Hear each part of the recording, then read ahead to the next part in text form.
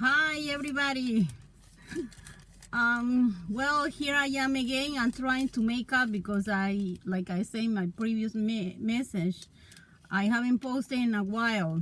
So now you're gonna hear from me every day. No, not that much, but well, I'm trying. This is God Whisper number 3, I believe. This is something that happened to me like actually I think over a year ago. I was usually, it's when I'm praying that I have this but it's not very every time. It's like sometimes, the Lord decide when to speak back to us. It's up to Him. But when He does it, it's a very clear message.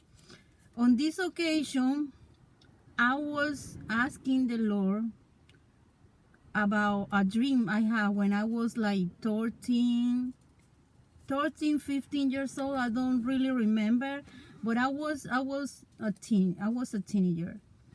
And at that time I dreamed that I was gonna have 3 kids.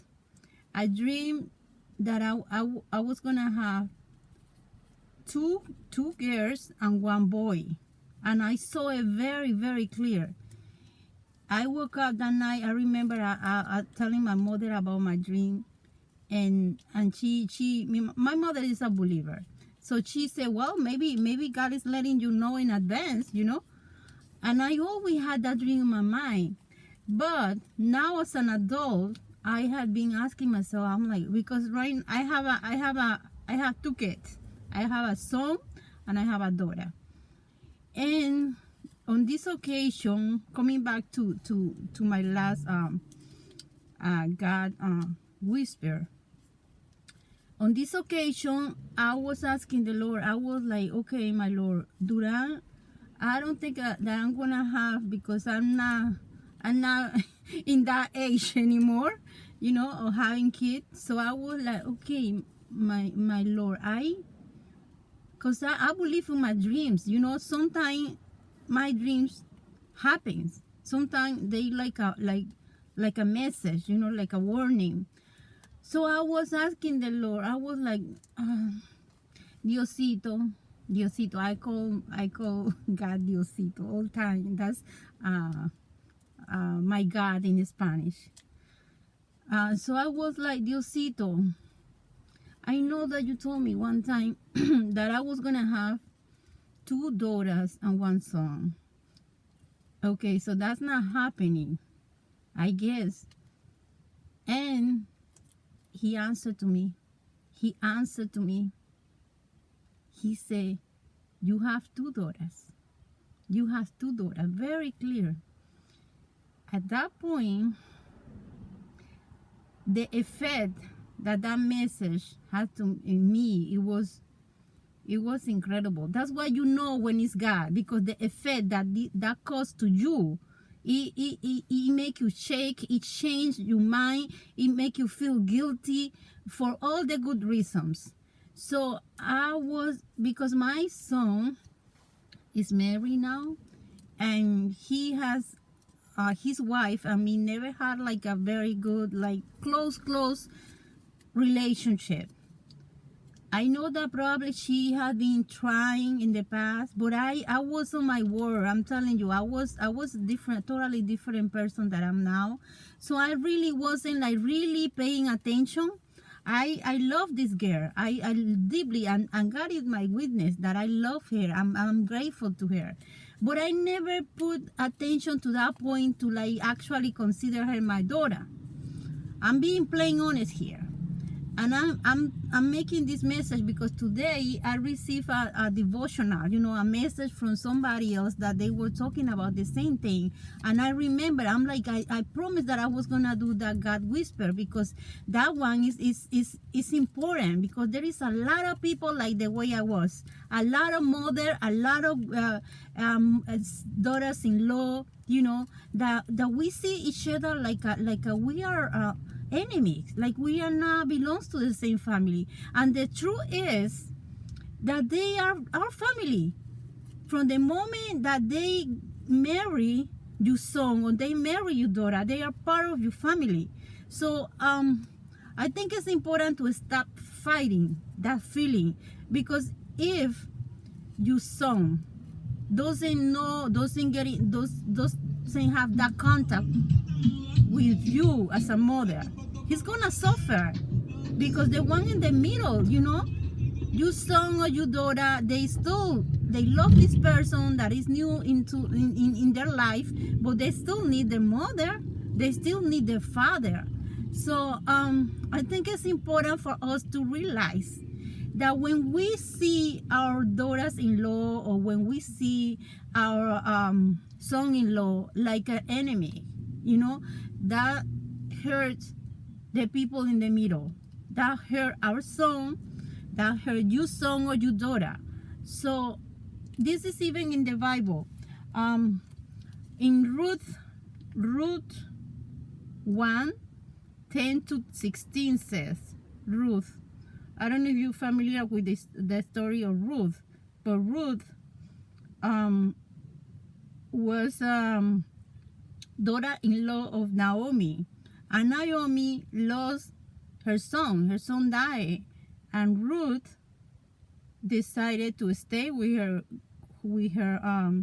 mother-in-law. Let me read it. Ruth 1:10. Okay, it's too long. I'm gonna read Ruth 1 from 14 to 16.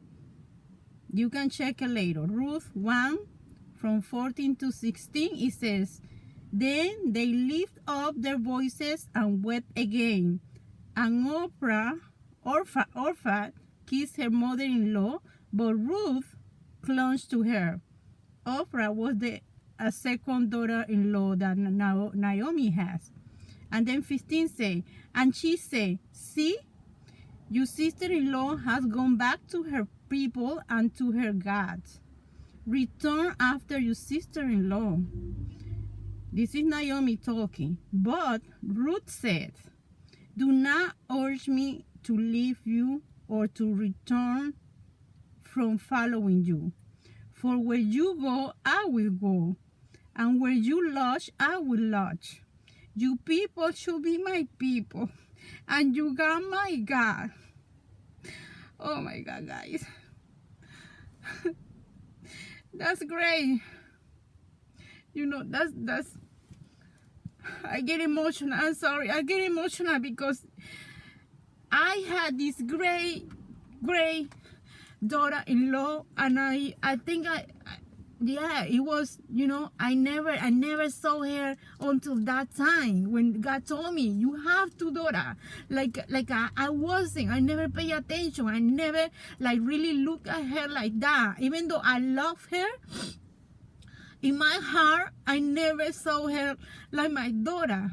But the Lord told me, He told me, when He said you have two daughters, I feel so guilty, guys. I felt terrible because I couldn't. How come I was so blind?